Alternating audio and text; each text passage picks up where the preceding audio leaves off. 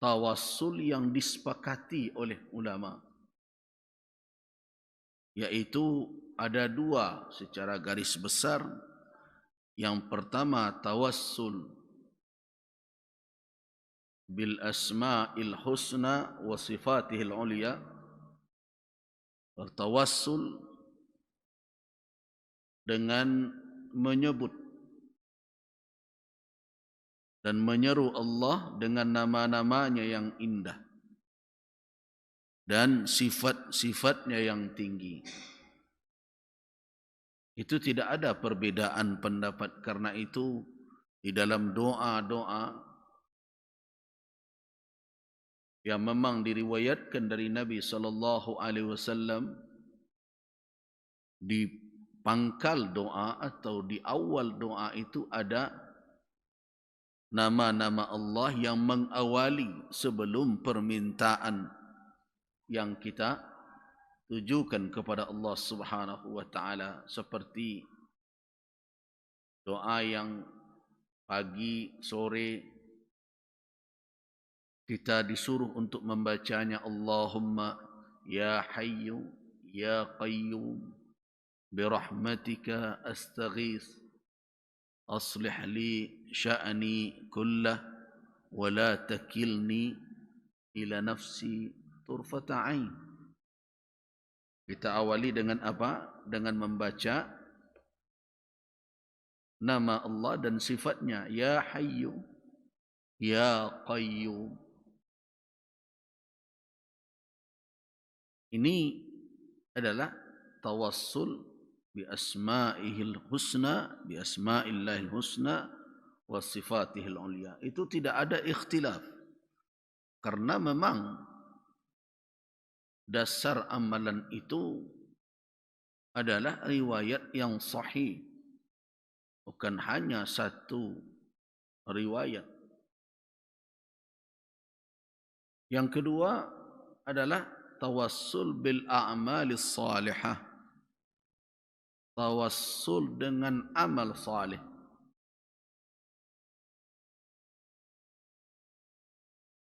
Nah, ini tidak ada perbedaan pendapat di kalangan ulama, karena berlandaskan kepada riwayat yang sahih, kisah 3 orang yang terkurung di dalam gua di tengah perjalanan mereka itu. Masing-masing mereka berdoa dengan menyebutkan amalan yang mereka yakini itu mereka lakukan ikhlas karena Allah Subhanahu wa taala. Dan di antara bentuk tawassul bil a'malis salihah adalah menyebutkan keimanan kita, keyakinan kita, sebagaimana yang terdapat dalam ayat 193 surah Ali Imran ini. Rabbana innana sami'na munadiyan yunadi lil imani an aminu bi rabbikum fa amanna. Ya Rabb kami, sesungguhnya kami telah mendengarkan orang yang menyerukan keimanan. Ya. Mereka berkata, an aminu bi rabbikum, berimanlah kamu sekalian dengan Rabb kamu sekalian.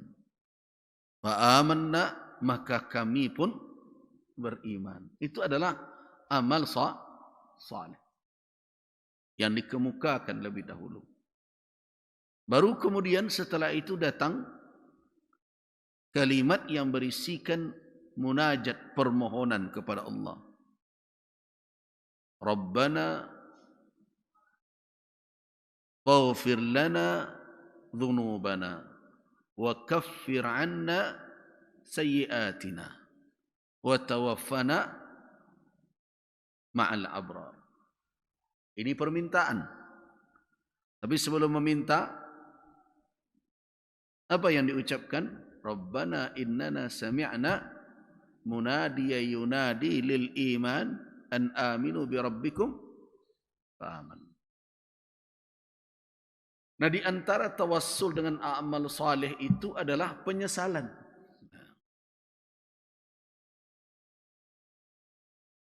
Tapi sesal yang sebenarnya, bukan sesal retorika ya.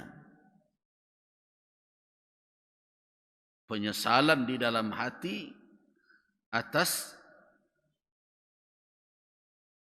perbuatan yang terlanjur dilakukan yang tidak diridai Allah, yang bisa mengundang amarah Allah. Jadi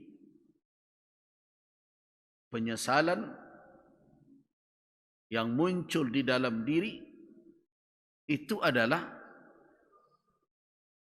salah satu bentuk tawassul dengan amal saleh. Menyesal itu amal, iya. Apalagi penyesalan yang bisa meruntuhkan kebekuan air mata sehingga menetes bergulir di pipi.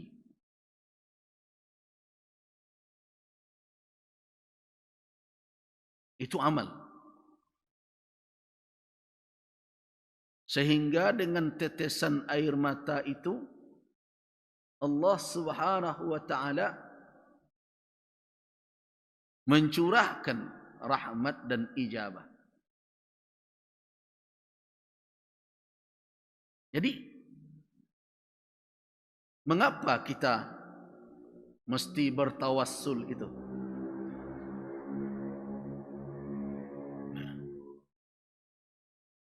Kenapa tidak langsung saja? Angkat tangan, ya Allah, saya mau rezeki.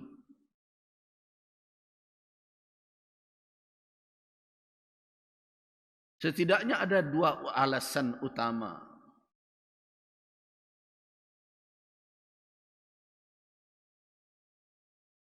Yang pertama adalah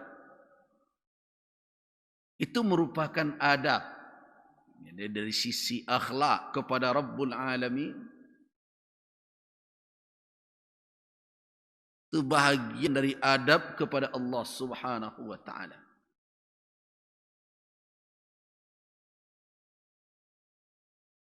Sehingga kita tidak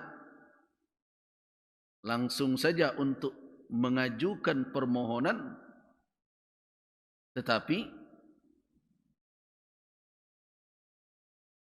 menyampaikan atau menyebutkan hal-hal yang dicintai oleh Allah Subhanahu wa taala. Walaupun perlu kita beri catatan ya, sanjungan kita tidak akan menambah kemuliaan Allah. Ya. Sanjungan kita tidak akan menambah kemuliaan Allah, tidak akan meninggikan Allah Subhanahu wa taala, karena Allah Maha Mulia dan Maha Tinggi.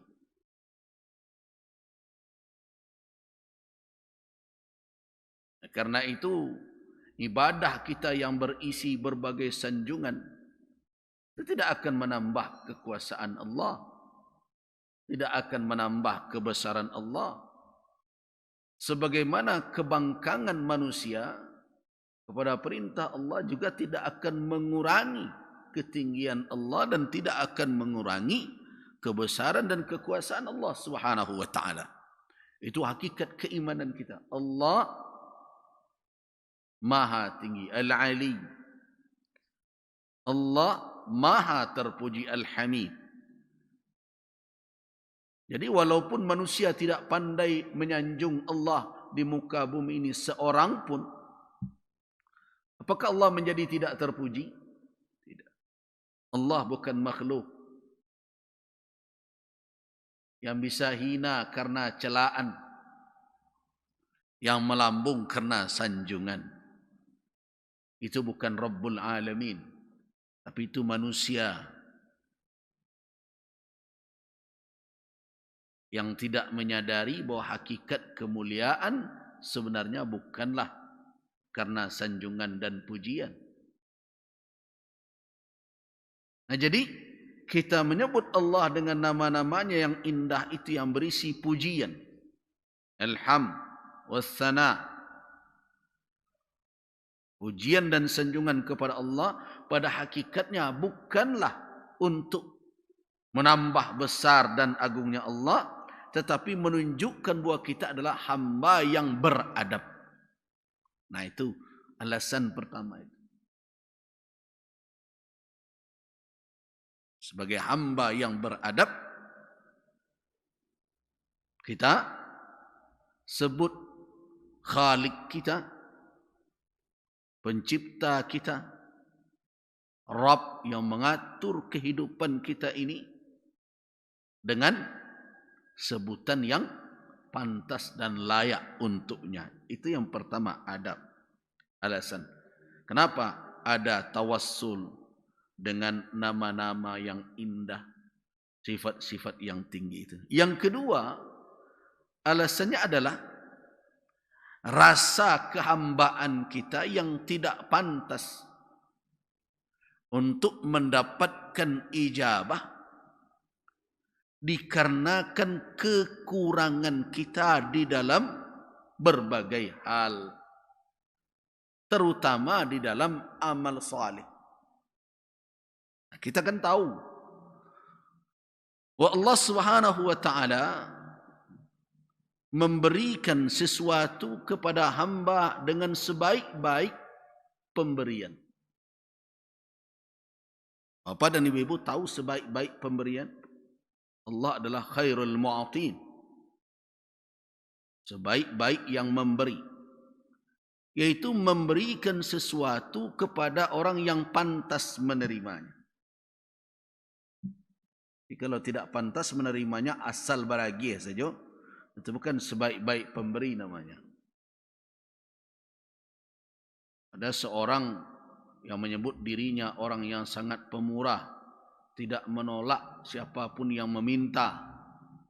Datang anak gadis berlinang air mata, menangis, meminta kepadanya tali 2 meter. Apakah bisa kita pakaikan teori? Saya pantang menolak permohonan orang. Udah nih, habis itu besok datang berita dia gantung diri.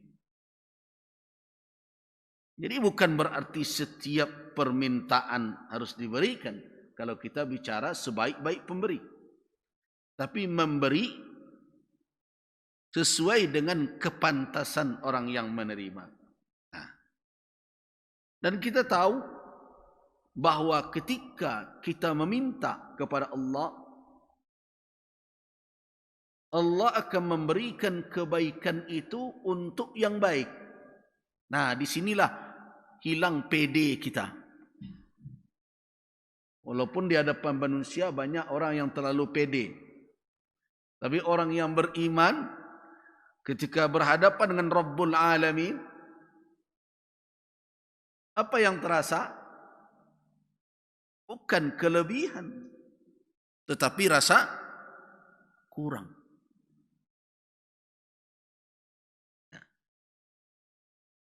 Itu baru orang cerdas itu. Baru hamba yang faham dengan kedudukannya. Bagaimana tidak? Coba kita elaborasi ya, kita analisa. Mengapa kita kurang kepercayaan diri kita kalau sudah meminta kepada Rabbul Alamin, kalau hanya mengandalkan apa yang kita perbuat? Mari kita lihat. Kalau kita melanggar atau melakukan perbuatan maksiat,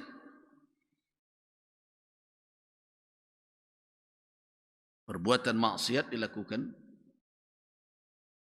apakah itu perbuatan dosa? Pertanyaannya, apakah itu perbuatan dosa, perbuatan yang patut untuk diberikan celaan? maka hati kita akan berkata, iya.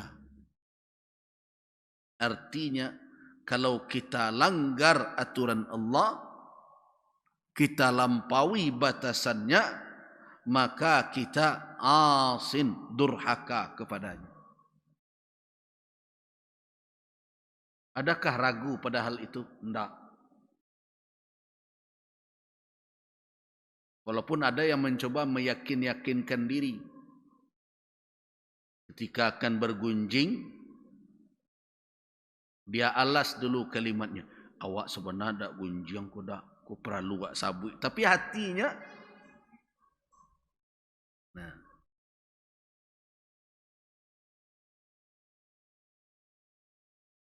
makanya apa kata Nabi SAW ketika berbicara tentang dosa? Apa itu dosa? Yang dikatakan dosa itu al-ithmu ma haka fi qalbik, yaitu yang menggelisahkan jiwamu, hati. Wa karihta, dan engkau tidak suka ayat tali'a alaihin nas. Engkau tidak suka orang lain mengetahuinya. Karena itu orang berbuat dosa ini, selagi masih ingin dia untuk dipandang orang baik, maka dia akan berusaha memoles perbuatan dosa itu di luar. Nyolipuannya tuh. Nah, padahal hatinya sudah gelisah dengan perbuatan itu. Nah, berarti kalau kita berbicara dosa, kalau ada kemaksiatan jelas dilanggar, itu pasti perbuatan itu berakibat kepada dosa di sisi Allah Subhanahu wa taala. Tetapi ketika kita beramal saleh, nah pertanyaannya, apakah kita yakin bahwa amal kita itu mendapatkan pahala seperti keyakinan kita atas dosa? Kita tidak bisa memastikan.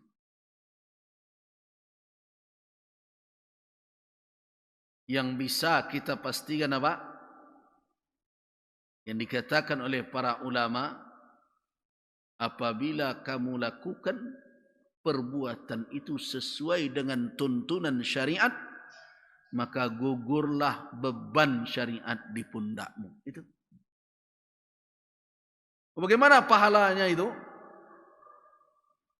Allah Subhanahu wa taala. Ini kalau kita timbang dari sisi kita. Berarti dari dua perbuatan itu ketika kita berbuat maksiat, na'udzubillahi minal ma'asi, dosanya jelas.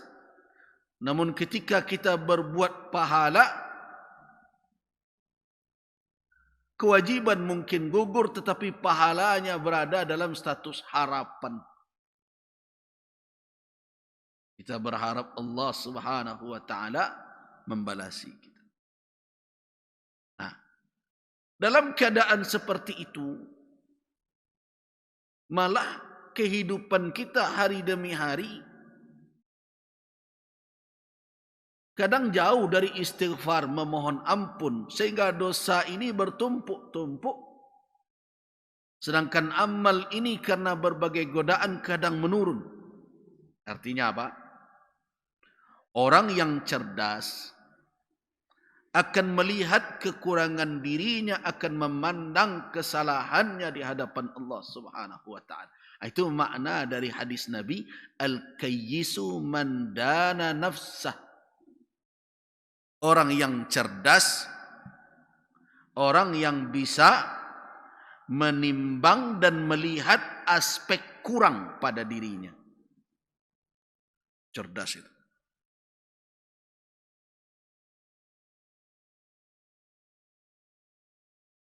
Melihat kekurangan. Nah,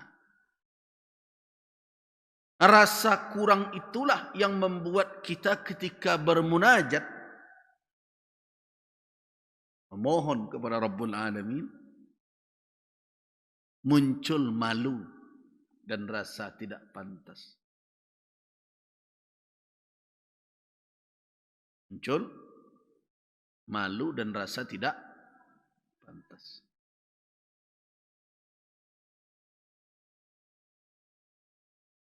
Seolah-olah dalam hati kita berkata, ya Allah, Engkau aku durhakai sepanjang hari, tapi permintaanku tidak habis-habisnya kepadamu. Malu.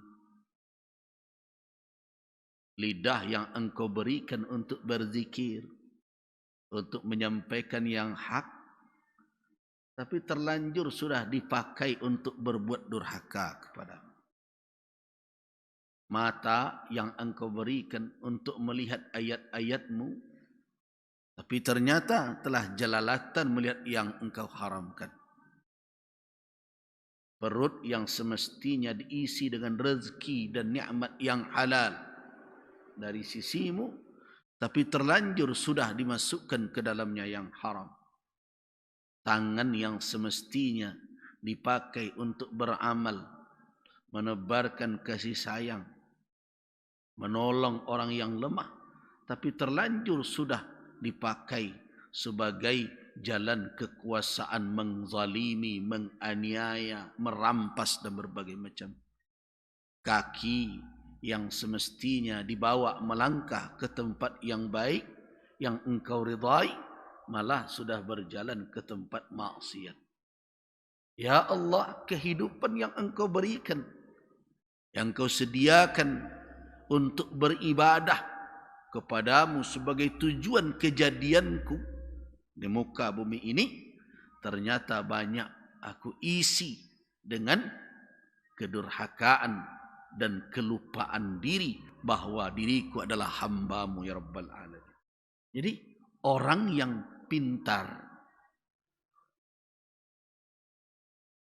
orang yang melihat apa? Aspek kurang pada dirinya. Tetapi aspek kurang itu ketika dia sadari melahirkan apa? Melahirkan sesal. Sesal itu melahirkan apa? Semangat untuk terus menambah kebaikan. Nah, itu amal Bapak dan Ibu-ibu. Itu amal saleh.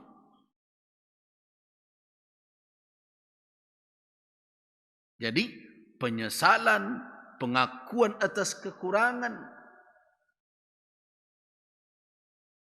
pernyataan ketidakberdayaan, itu adalah amal saleh. Itu makanya kalau kita lihat urutan zikir, munajat yang kita temukan di dalam riwayat-riwayat yang dinukilkan di dalam sunnah Nabi sallallahu alaihi wasallam, dan yang kita dapatkan di dalam Al-Quranil Karim, kemudian munajat-munajat yang disusun oleh para ulama, kita temukan di awal-awal itu bukan permintaan, tetapi apa? Pujian kepada Rabbul Alamin, pengakuan atas kekurangan, rasa berdosa, rasa bersalah, dan permohonan taubat dan meminta ampun.